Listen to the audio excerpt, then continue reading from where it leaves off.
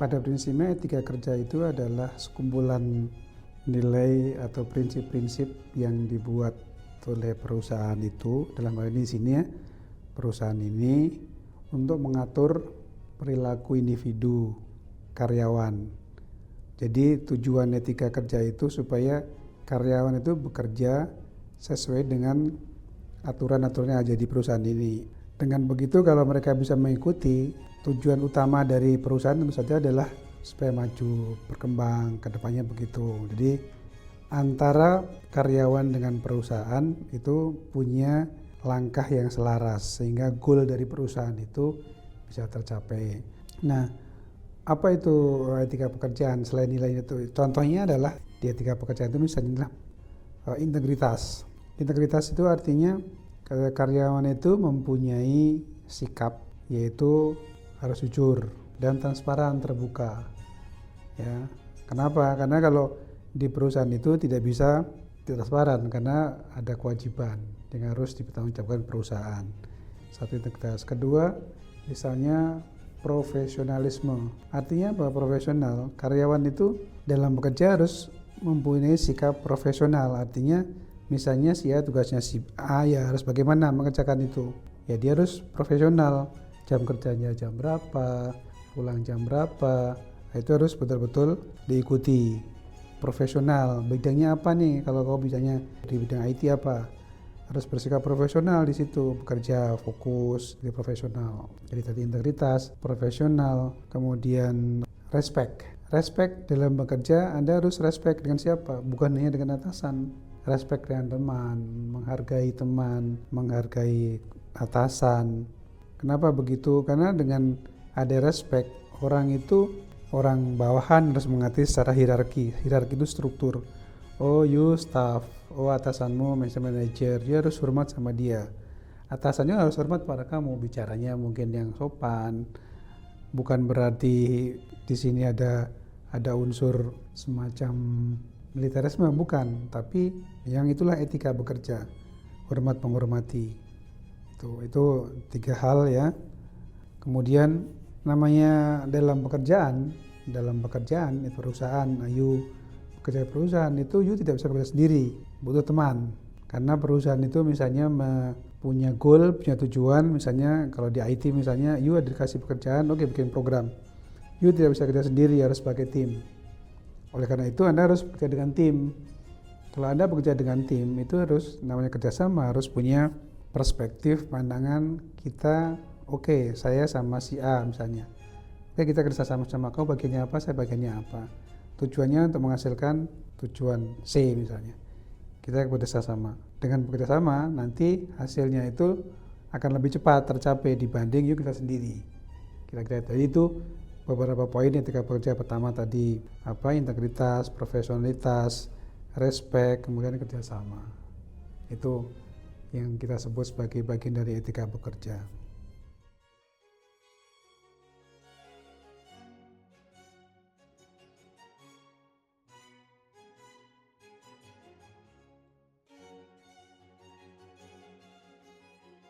Seperti tadi saya jelaskan bahwa etika pekerjaan itu adalah kelompok aturan yang dibikin. Artinya budaya kerja itu ditentukan oleh perusahaan yang menentukan, bukan karyawan. Karyawan harus mengikuti etika kerja. Etika kerja itu menghasilkan suatu budaya kerja. Budaya itu artinya kan budidaya, hasil pekerjaan individu yang diatur. Jadi tidak bisa perusahaan mengikuti perilaku karyawan individu. Nanti perusahaannya nggak punya goal, tujuannya nggak jelas. Maka kalau di perusahaan itu ada istilahnya prinsip-prinsip perusahaan, tujuan perusahaan. Ada kalau di misalnya lihat company profile perusahaan itu ada tujuan, ada segala macam. Itu tujuannya apa? Jadi perusahaan itu mempunyai sasaran, tujuan. Supaya itu tujuannya tercapai, orang yang bekerja di situ harus ikut. Bukan perusahaan yang ikutin budaya kerja karyawan, bukan begitu, itu keliru. Jadi maka ada istilah di situ bumi dipijak, di situ langit dijunjung. Tujuannya apa? Ya supaya karyawan yang masuk di situ, perusahaan ini, setelah saya dulu misalnya, kita harus mengikuti aturan di sini. Ini misalnya perusahaan ruangan pendingin atau Indomaguro nih, tempat kita sekarang wawancara. Indomaguro itu budayanya apa? Jepang. Karena apa? Dulu ini pemiliknya diajar dan belajar dari Jepang. Jadi tata caranya di sini, kalau you masuk di sini, lu harus lepas sepatu. You lepas sepatu, kemudian pakai sendal di dalam. Karena kita menjaga kebersihan dan semua sama, dari level operator sampai direktur. Itu namanya budaya pekerjaan. Itu contoh dari pertanyaan di Faisal yang pertama.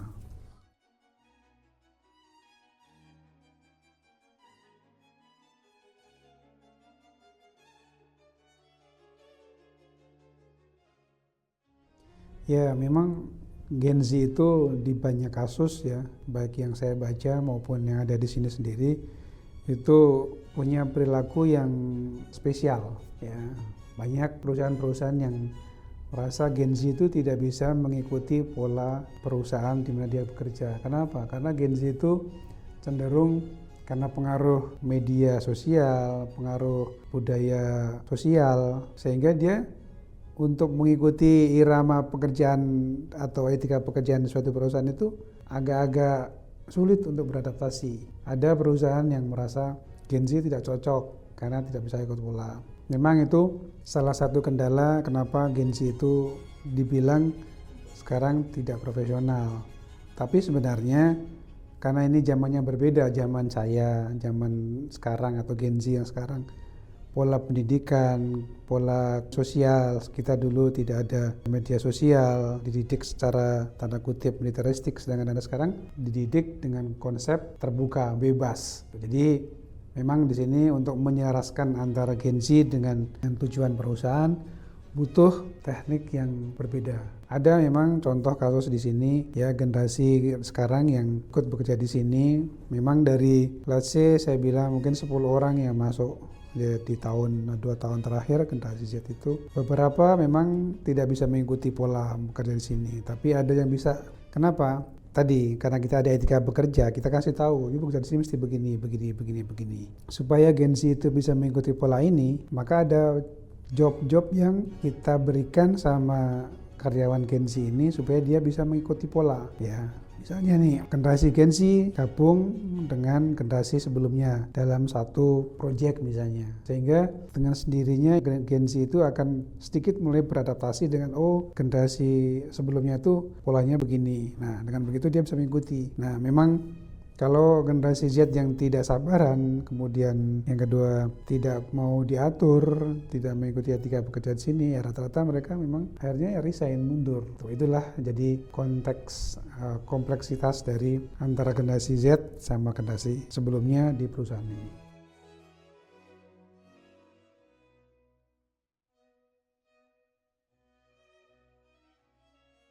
Tadi seperti saya katakan bahwa supaya mereka profesional, perusahaan punya kiat ya, atau cara misalnya tadi satu gabung dengan ada level yang sebelumnya, generasi sebelumnya. Kedua, dia dikasih tugas sesuai tentu saja dengan bidangnya.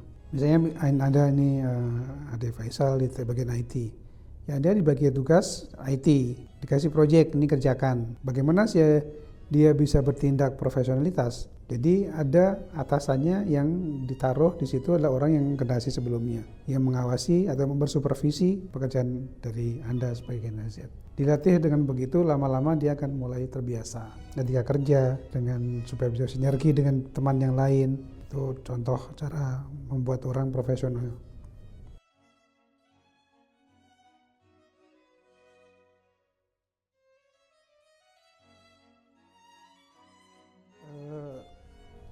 Setiap generasi itu punya kelebihan dan kekurangan.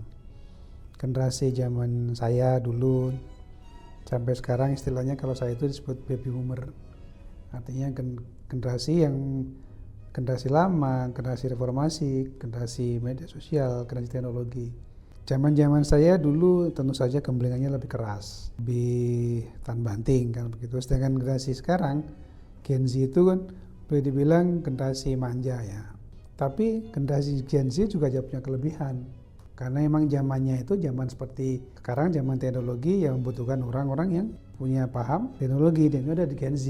Cuma bagaimana mentreatment itu ya tadi saya katakan dengan cara-cara seperti tadi begitu. Jadi tetap ada kesempatan gitu, kesempatan bekerja terhadap perusahaan-perusahaan yang memang diinginkan. Memang catatnya di sini Gen Z juga tidak boleh individualistik karena kita paham Gen Z itu individualistiknya tinggi. Kenapa? Karena cenderung bermain di gadget sendiri, individual namanya. Ya, tidak mau bergaul dengan orang lain dalam pengertian bergaul yang sifatnya kerjasama tim gitu. Padahal itu dibutuhkan di pekerjaan. Kira-kira begitu.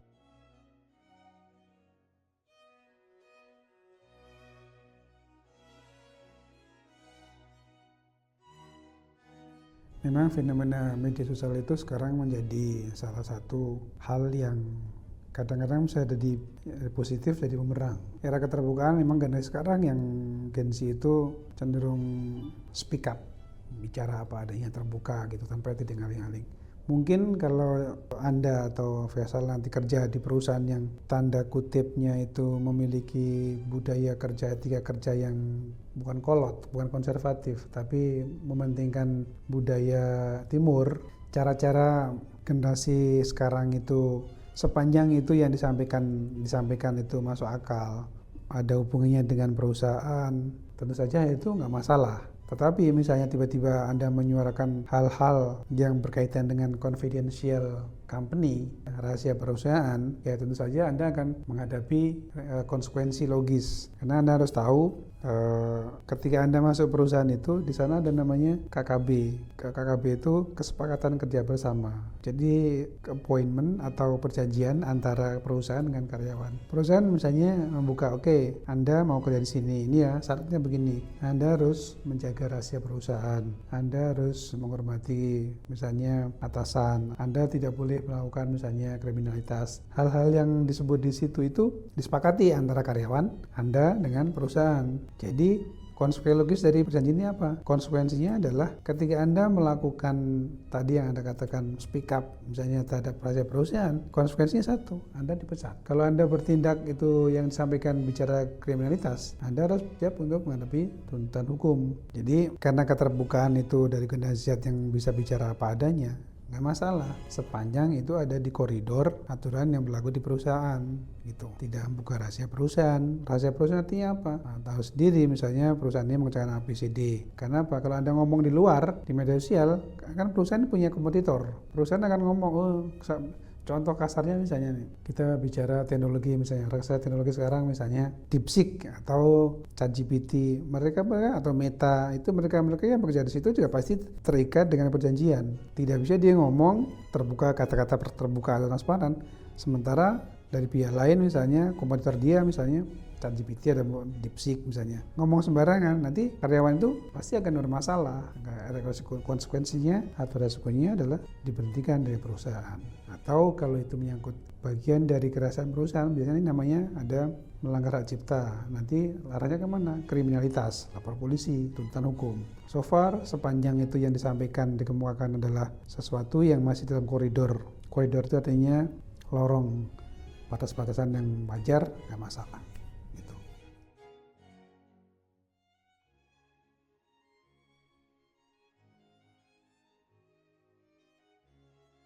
Ke pesan saya ya, yang saya ini perusahaan ini kan contoh ada dulu karyawannya sampai 500 orang, 500 orang, berbagai level, berbagai pendidikan, segala macam. Bagi generasi Gen Z itu belajarlah yang tanda kutip sesuai dengan skill Anda. Supaya apa? Supaya Anda punya expertise kalian. Yang kedua, ketika Anda bekerja di perusahaan, Anda itu butuh networking. Networking atau artinya jaringan. Anda tidak bisa kerja sendiri. Kenapa? Ketika Anda bekerja, Anda membutuhkan networking. Ini penting, networking atau jaringan. Karena di usia di perusahaan itu, perusahaan juga butuh partner yang lain.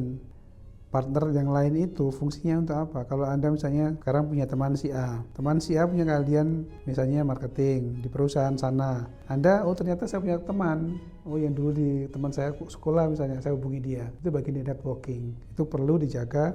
Yang ketiga, sosialisasi dengan Anda jangan hanya belajar waktu buku, itu bagus, tapi Anda harus juga belajar organisasi, bergaul dengan orang, karena itu melatih Anda untuk mandiri. Nah, perusahaan untuk orang yang mandiri, kenapa orang mandiri dibutuhkan? Karena Anda dilatih untuk ngambil keputusan. Kalau Anda nggak mandiri, Anda tergantung sama orang, itu Anda nggak bisa berkembang maju. 3 poin itu penting. Jadi 1 skill, ya, kedua networking, jaringan, ketiga berorganisasi.